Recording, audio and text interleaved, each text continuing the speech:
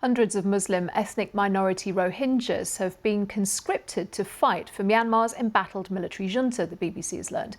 That is despite the fact that Rohingyas are denied citizenship and are subjected to a range of discriminatory restrictions, including a ban on travel outside their communities. Well, our Southeast Asia correspondent Jonathan Head is in Bangkok and told me more about what he's learned. Well, with my Burmese colleagues, we've spoken to 7 different people in 5 camps. Now, you have to remember that while millions of Rohingyas have left Rakhine State, 700,000 were driven out in the dreadful attacks on them by the military back in 2017, an operation described by the UN as possible genocide.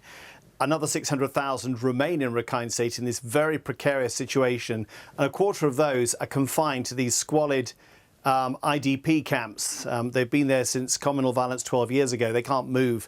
And we spoke to these 7 people in 5 different camps just to confirm that this systematic conscription was going on. The military government has denied it. They say they're just getting Rohingyas prepared to defend their own camps. This is not what we heard. We heard that the military have been going around and telling the camp organisers that they must provide lists of young men ready to be conscripted, between 15 and 25 from each camp each time they came. And these men were then selected. They were told they had no choice, that their families would be threatened by the military if they didn't comply. They were sent for training, taught how to fire guns, and then thrown into battle. And in Rakhine State, where the Rohingyas are, there is a huge amount of conflict at the moment between an insurgent army, the Arakan army, and the military. The military has been pushed back, it's been defeated there, as it has been in many other parts of Myanmar, and it's struggling to fill its ranks. It's lost a lot of troops through desertion or through injuries, and so it's simply using the Rohingyas instead. And they described horrific experiences of being thrown into these